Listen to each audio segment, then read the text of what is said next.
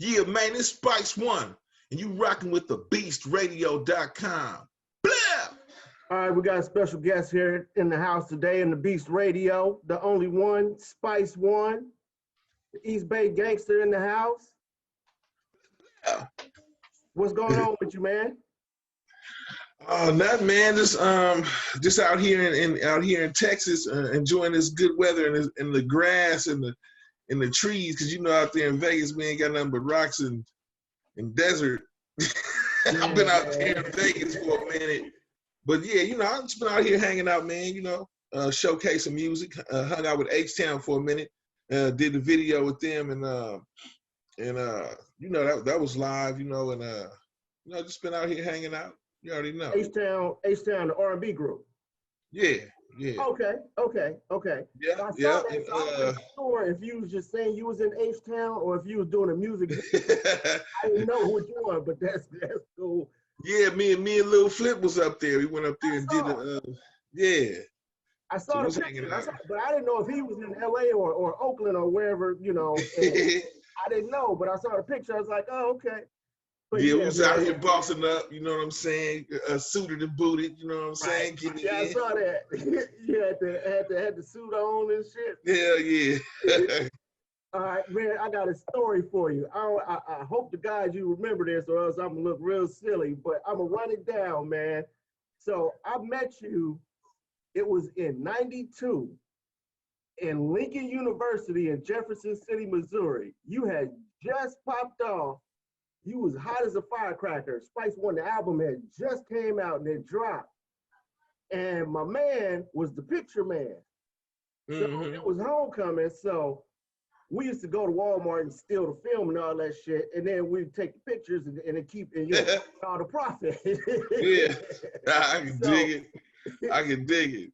So we was taking pictures and Tony Terry, you remember Tony Terry? Tony Terry, the R&B dude. Yeah. So he was first, and then you, for whatever reason, I don't know who booked it, but they had him going first, and then you came afterwards. So I don't know if you remember this, but Colt 45 used to have all them fucking flavors and shit. I don't know if you remember that. So yeah, I remember. So yeah. We had the Cool Mint. We had the Cool Mint Colt 45. Yeah, I remember the Cool Mint too. Yeah. So we drinking this shit, and you came. I don't know, man. You just popped up. And you was like, "Hey, man, can I get some of that 40?" And then you got it, and you downed that shit. It was like, you know, quarter left. You left us a little bit, but it was like, oh shit. I was like, oh shit, okay. All right. I was 22. I was really just getting it in. I was. Yeah. So it was my first year. I was a freshman in college. So we was like, okay, cool. And then Tony Terry was singing all the love jams and all that. And at that time, what we considered was a bunch of old people there. So then it was Tony Terry was gone. I don't even think he was off the stage yet. And then you came, murder, motherfucker. I'm like, what? Dog, I don't think, man, if it was a fire, I don't think them old ass people could have left quick enough, man. It's like, oh, Simeon, murder shit. Man, that shit was a trip, but it was cool though, man. It was cool. I don't know who booked the show, who booked one. It was two extremes. You had an R&B love singer cat, and then you got Spice One. Oh, that's some funny shit. I mean, you know how we did it back in the day. It wasn't no holds barred, man. We was just on smash mode 24/7. Yep. Dude, that's one of my favorite albums ever. I still rock that joint. I got it in my car, downloaded in my car now. But so during these times, man, the COVID times, what have you been doing to pass the time? See you traveling and stuff like that. You better man than me. Yeah, I've been, you know, I've been working like basically in the studio, you know, knocking down songs. Trey and everything still in the car. You know, buying new weed trays to roll in and shit. Yeah. Just letting the time pass away, trying to getting away from, stay away from the COVID work, walking around like this and shit, Right. I kind of like this look though, what I'm saying? I was like, I was doing this shit before the COVID came around. I was walking anyway and shit, what I'm saying? I was like, that's stylish to me. That's my style. They right up my alley and shit. I know I've been fortunate, man. I hadn't had it yet that I know of. I've been tested probably about 3 times and it's all been negative. I do not want that shit, man. Don't nobody want that shit. I heard your boy got hit with it. The Orange Man. Yeah. Man, they had to whisk him away, man, in the helicopter earlier. Wow, really? Damn. They took him to Walter Reed, man. Ain't that some ironic shit? Like, damn, he wasn't really paying attention to the shit. And then he let it, he just brushed it off like it was some bullshit ass, regularish bullshit. And now he's feeling the full wrath of that shit. Like, you gonna see what it is. And it's like, I don't wish that shit on nobody. You know what I'm saying? I don't give a fuck if it is Donald Trump, the president. I don't wish death on nobody like that. You know what I'm saying? But at the same time, you reap what you sow. You know what I'm saying? Like, now you got it. So it's like, let's see how you react to people saying that shit now. See if it's fake news or, or whatever you were saying, if you didn't want to wear your mask and stuff and all of that. Man, the United States of America, we take threats seriously. Yes. If somebody say COVID, you gonna die, shit, how you think I'm walking around this motherfucker, just like this? Yeah. I'm not catching that shit. Yeah. Yeah, and then especially with us, it's worse on us than everybody else. Plus, I got shot in my lung, so my lung it still works, but not like it, not like it used to. You know what I'm saying? So, I can't deal with no type of lung shit. You know what I'm saying? I can't with my lungs. The only thing that go in my lungs is weed. You know what I'm saying? Weed and air. Right. So, I mean, shit. Right. Now, I was going to get to that a little bit earlier, man. I heard this story that you told earlier. I swear to God, man, I am not making this shit up. You are the baddest man to walk this planet, and you'll know why. You'll know why a little bit later.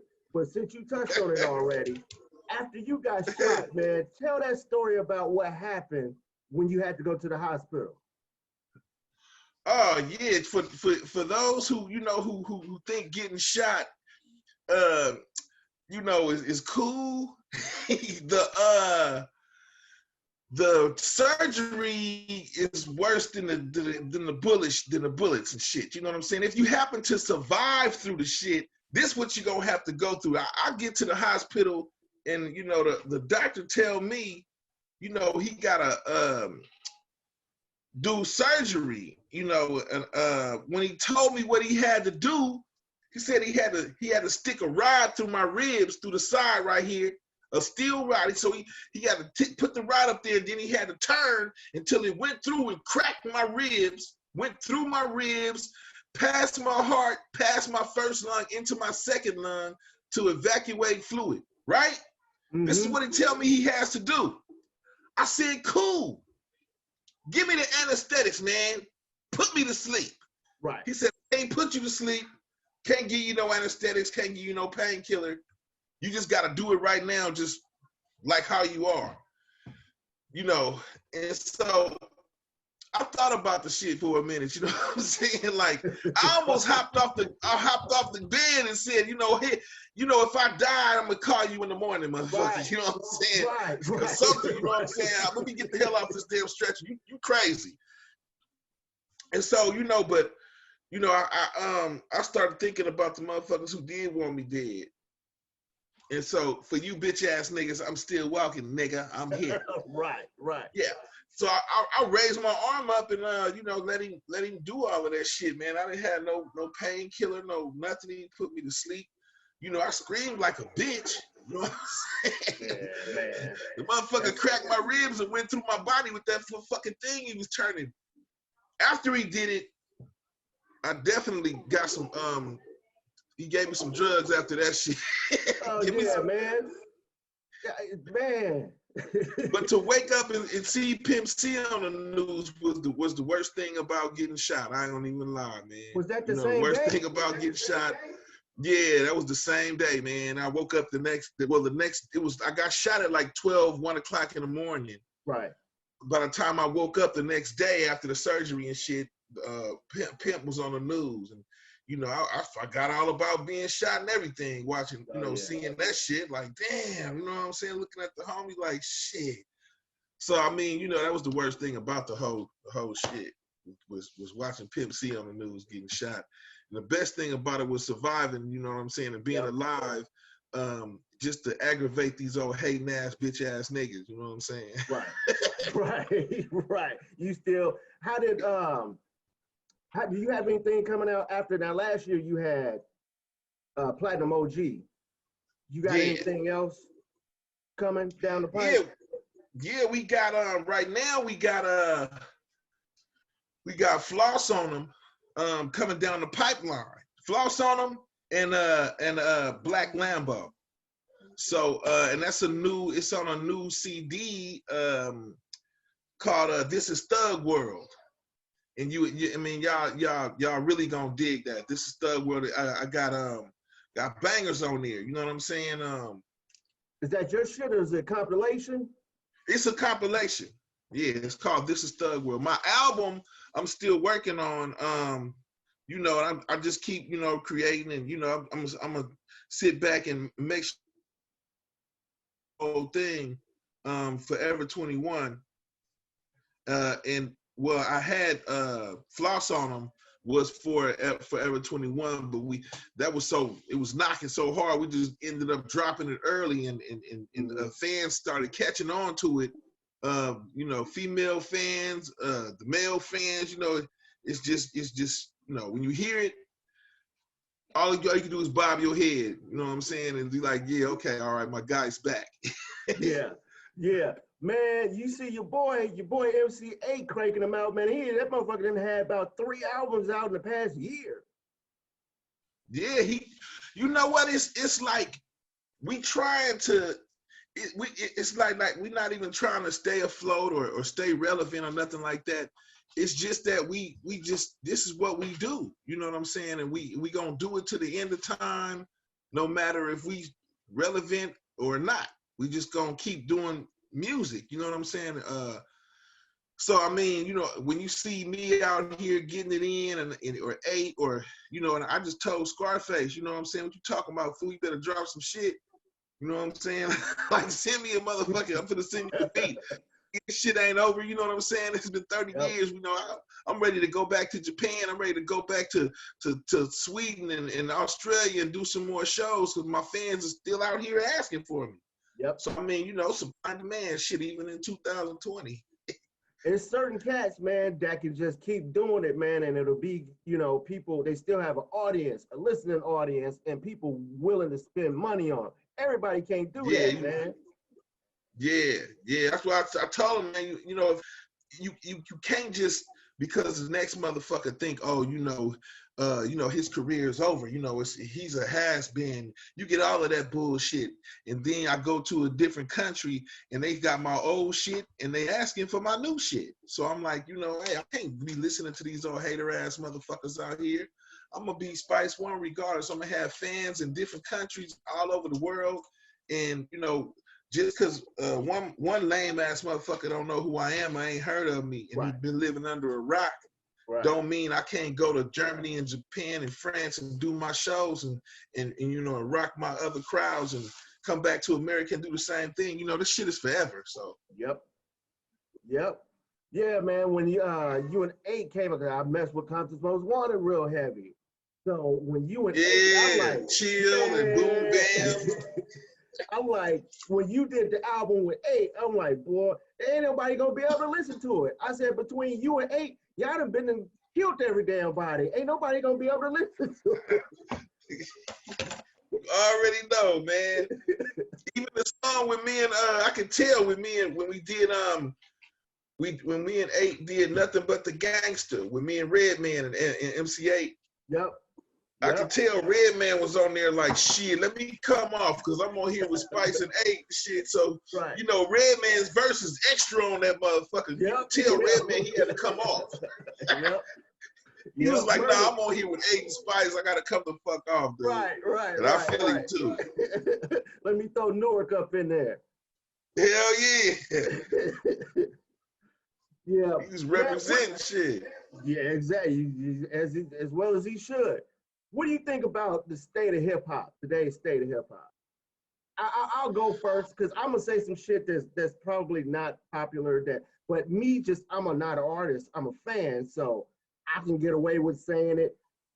Yeah. I don't listen to a lot of this stuff, man. I don't know, man. I just don't rock with a lot of stuff that these kids are doing, man. I can't get with it. No, anywhere from the fashion, these tight ass pants and all that shit to this mumble shit where you can't understand what the hell they saying. There was once a thing called biting, where you could not sound like the next motherfucker. You just couldn't do it. Your shit wouldn't. You just couldn't do it. But now it's not like that now. No, it's not like that now. It's fashionable to sound like the next motherfucker. I mean, I couldn't tell who. I didn't know who was, man, because everybody rapping behind the auto-tune, so you don't know who is anyway. You know, you can get on there and say you somebody else and say it's somebody else's song and blow up because you can't tell their voice. You don't know nobody's voice behind there, you know. So I try to make sure it's my voice, and still at the same time, it's like, you know, you throw a little auto-tune up in there, sometimes a little auto-tune up in there. But, you know, because that's what's cracking right now. But as far as doing your whole shit like that, like, come on, man. Like, you know, because as an artist, you gotta, you know, try new shit and do different shit because you're an artist. You always try to figure out what you sound like doing this or what you sound like doing that or what my voice sound like doing this. So, of course, yeah, you're gonna try that shit. You know what I'm saying? But when you do it too much, like, nah, nigga, you ain't got to do it every song and shit. Right. Like, do it on the hook, maybe a few bars or something, you know what I'm saying? But the whole song, because everybody's doing it. Now it's starting to sound so cliche as far as when you hear a rap song, you're going to hear some auto-tune in the background. Right. Yeah, man. That's the weirdest shit in the world to me that everybody can do it. It'd be one song go off the radio and then another one come back on. I swear, man, I was doing something where I was listening to the radio because I don't listen. Sound like the last shit. It sounded like the last. I thought it was the same song, and it was a different song. And these people are buying this shit, man. That's who I blame. I blame the people that's buying this shit because they wouldn't make it if people didn't buy it. My thing is like to all of the youngsters out there, man. How the fuck you not gonna respect the motherfucker that paved the way for your motherfucking ass, nigga? Yes, indeed. You know what I'm saying? Like, that's just so shitty to be like that. And for you to support somebody like that, then you a shitty person too. You know what I'm saying? These motherfuckers, they wouldn't even know how to roll blunts like we roll, like I'm rolling this motherfucker down if it wasn't for us. We taught you niggas how to roll blunts. Y'all wouldn't even know that shit. Right. You wouldn't know that the best weed was the shit that if it didn't have seeds. You wouldn't know about 6-4s and hopping 6-4s and all of the, you know, all of the fun shit that come with the street life. You know, you wouldn't know about none of that shit. We taught you motherfuckers that shit. And for y'all to not respect us or to look at us because we don't have as much money as you because we took the hits so you could have the money that you getting now. Right. We took them hits. Right. If it wasn't for us, you motherfuckers would be doing dumb shit like we did back in the day, and y'all be broke too. You know what I'm saying? But as an OG right now, you know, you gotta be a tank because these motherfuckers are trying to shoot you down. You know, they're trying to blow you out the water. You know what I'm saying? So you gotta be a tank. You know, I mastered my craft to the point to where I can't be fucked with on the microphone by the average cat. You ain't just finna get up there and fuck with me. You're gonna have to bring a lunch, even in 2020. So, you know, as far as me entertaining my fans and my audience, that's what I'm focused on now. You know what I'm saying? But these cats, only thing I think about the music industry now is that these motherfuckers don't respect the OG artists who paved the way for them, like we respected our elders, the elders and the OGs before us. You know what I'm saying? Right. And that's the only thing I see wrong with it. As far as the mentality and the way these motherfuckers need to move out here, and it's too much auto-tune, you know what I'm saying? Too much of that bullshit out there, mumbling, and motherfuckers need to get to the point, get to the subject, and talk about real shit, speak on shit that hasn't been touched. Everybody's speaking on the same subject, Right. Right. Shit, the females done took over the game. Shit. Yeah, they have. For the most part, they have. Who are some of the people that influenced you before you got into the game? And some of the people who helped you out during? I would say, my influences was, like the whole N.w.a, Too Short, Ice-T, even Boogie Down Productions, KRS-One was definitely a big influence. Rakim, LL Cool J, Run DMC, the first cats I met when I landed in New York City. It was crazy. I went to New York City at 21 years old. I just turned 21. I still got Run DMC posters and everything on my wall. Land in New York City, and the first cats calling my name 2 blocks away or half a block away is Run DMC. Like literally walking down the street in New York, and I heard him going, Spice, yo, Spice. And I turn around and I look and I'm like, who the fuck is that? And they get closer and closer, and I'm like, nigga, that's fucking, but the voice in the back of my head is like, nigga, that's fucking Run DMC, nigga, that's Run and DMC walking up to you saying, what's up, Spice, nigga? And I'm looking and I'm tripping like, I got these niggas still on my wall at the house, you know what I'm saying? Like, and so, I mean, come on, man, for me to feel that way about any hip hop artist, that was a real lift up for me, and really pushed me to keep going, for them to show up like that and say, hey man, we came here to see you, and they was looking at me like how Frankenstein would look at his creation, Yeah. They was like, look when this motherfucker came all the way from California. Like, look what we created. That's what they was looking at. And I was like, hell yeah. So, I mean, man, shout out to Run DMC and, even Jam Master Jay, rest in peace. Man, I'm always going to show respect for the cats that influenced me to do this shit. And it's just fucked up that these little niggas can't do the same, though, Yeah. Yeah. Yeah, we got to keep these cats, man, living while we can. Yeah, I hear them. All the OGs, man, fuck them OGs, man. Y'all listen to us, man. Don't pay no attention to the OGs, man. Fuck them niggas. I hear them little niggas saying all of that shit. Yeah. And it's like, you know what, nigga?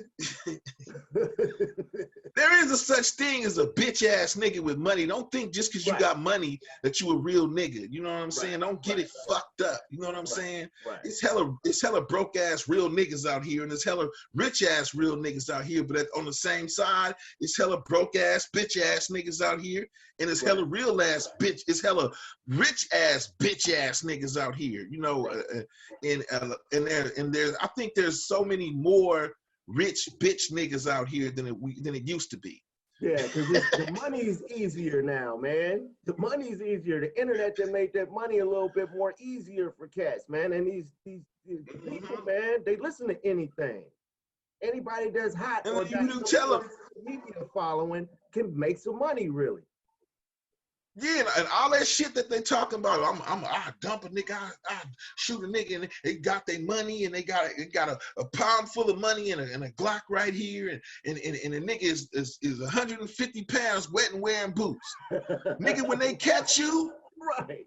All you niggas, when you do something and you go to the pen, if you ain't built like this, nigga, and you can't fit this football jersey the way I fit this football jersey, you gonna have a motherfucking problem. I'm just gonna tell you that now. Yeah. Ain't no guns in jail, nigga. Right. Ain't no guns up in there. You gonna have to use these. These are the only guns you gonna have up in there. You know what I'm saying? So all that shit you talking and you hella skinny and all that shit, like you hard and shit. We'll see. We'll see if you're a real G. Yep. Otherwise, man, just do your music and keep, and get your money, and respect the game, because it ain't me you got to answer to. They got to answer to the game for that bullshit. Yep, I totally agree, man. Hey, I appreciate you, homie, for stopping by here at DaBeast.com, man. DaBeastRadio, DaBeastRadio.com. I'm gonna have to edit that shit out. Man, hey, I appreciate you having me, man. Anytime you need to holler at me, just get at me. You hit me on my Instagram or Facebook or call me up. You know what I'm saying? You already know what it is. Okay, cool. Mun has a show. Money B has a show on our station. So they're going way back. Oh, yeah. Yeah. So. What? Yeah, man, I need to holler at Money B. That's my thug life homie right there, man, all day. Yep. He out in LA now. Okay. All right. I'm at him. You already know. I'm at that. Okay. Cool, man. Well, I appreciate you stopping by.